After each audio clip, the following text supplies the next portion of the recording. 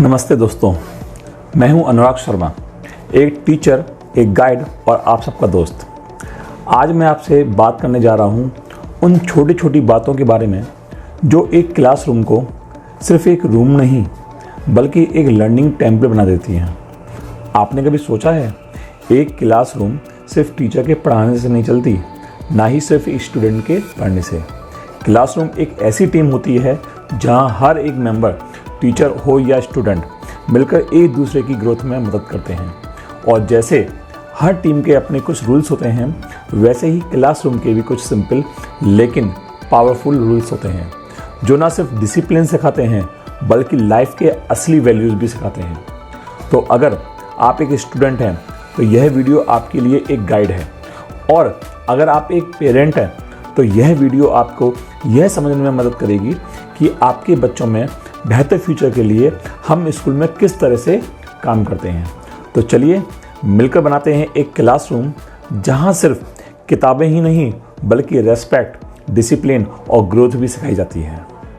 Okay, सो start करते हैं classroom rules. So first rule है be respectful. Treat everyone with kindness and consideration just like you want to be treated. This includes teachers, classmates and anyone else who enters your classroom. आप हर किसी को इसी प्रकार से treat कीजिए जैसा कि आप अपने लिए चाहते हैं, ठीक है। इसमें आप टीचर्स भी इंक्लूड हो सकते हो, क्लासमेट भी हो सकता है, या कोई भी ऐसा जो आपकी क्लास में एंटर हो रहा है। Second is listen actively. Pay attention to the speaker, whether it's the teacher, a classmate or someone presenting. Avoid distractions and try to understand what's being said. कोशिश कीजिए जो भी आपका स्पीकर है, चाहे वो आपके टीचर हो, चाहे वो आपकी क्लासमेट हो या कोई भी हो जो आप प्रेजेंटेशन दे रहा है, आप अवॉइड कीजिए डिस्ट्रैक्शन को, जिससे कि जो कुछ भी वो आपको समझाना चाहता है आप उसको अच्छी तरह से समझ सकें। थर्ड पॉइंट है raise hands.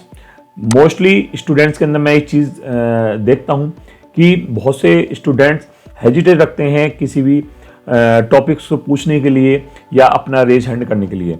So if you have a question or something to contribute, raise your hand and wait for your turn to speak. Interrupting is not polite and hinders others learning. अगर आपका कोई question है या आप कोई भी बात अपनी शेयर करना चाहते हो तो अपना सबसे पहले हैंड रेज करिए और वेट कीजिए अपने बोलने का, जब तक कि आपको कोई अलाउ ना करे। अगर आप इंटरप्ट करते हो तो ये शोभा नहीं देता है और दूसरे की लर्निंग पर भी इफेक्ट डालता है, तो इस बात का बहुत ध्यान रखा जाए। नेक्स्ट पॉइंट है stay focused. Avoid distractions like phones, games और talking off topic during class time. Focus on the lesson and make the most of your learning opportunity.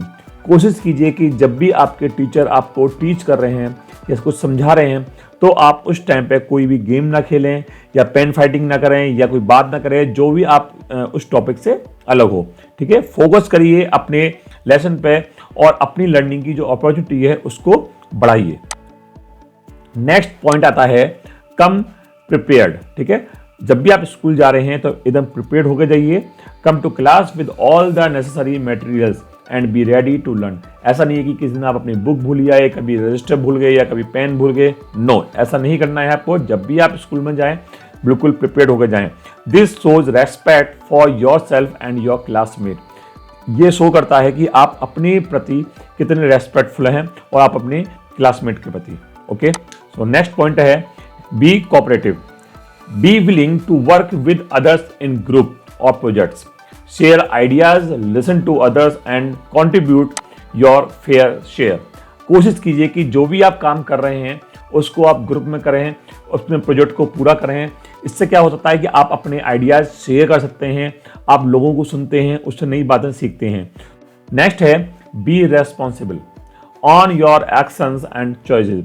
If you make a mistake तो apologise and try to do better next time. अगर आपने कोई गलती करी है तो आप माफ़ी मांगिए और कोशिश कीजिए कि नेक्स्ट टाइम वो गलती ना हो और आप उससे बेटर भी कर सकें। Being responsible build character. अगर आप अपनी रेस्पॉन्सिबिलिटी समझते हैं तो आप एक अच्छे करेक्टर की ओर बढ़ते हैं। नेक्स्ट है positive attitude.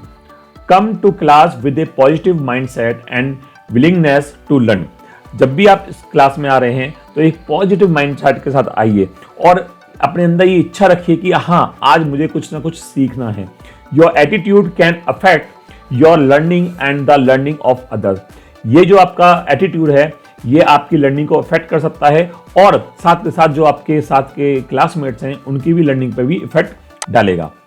Last but not the least, clean and tidy. Keep the classroom clean and tidy. Don't write on walls, desk or anywhere else you are not supposed to. Leave the classroom in better condition that you found it. जब भी आप अपनी class में जाएं तो कोशिश करें कि आप अपनी क्लास को क्लीन रख सकें, है ना। कहीं भी कुछ भी वॉल पर या डेस्क पर कुछ भी ना लिखें, ठीक है। तो leave the classroom in better condition. तो अपनी क्लास को उसी कंडीशन में छोड़ के जाएं जिस कंडीशन में आपने उसको पाया था। सो यहाँ मैंने कुछ रूल्स आपके संग शेयर किए। आई होप कि आपको समझ में आया होगा। तो let's have a great year. इस साल को एक अच्छा साल बनाइए और अपने क्लासरूम से भी आगे बढ़ के, है ना, कुछ अलग हटके कुछ ऐसा सीखिए जो आपके पेरेंट्स को और आपके टीचर्स को और आपको खुद को भी गर्व महसूस कराए, ठीक है।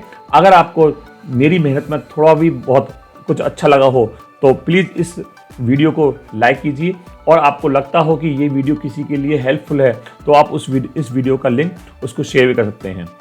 चलिए, इस वीडियो में इतना ही। मिलते हैं नेक्स्ट वीडियो में किसी और टॉपिक के साथ। जब तक के लिए गुड बाय।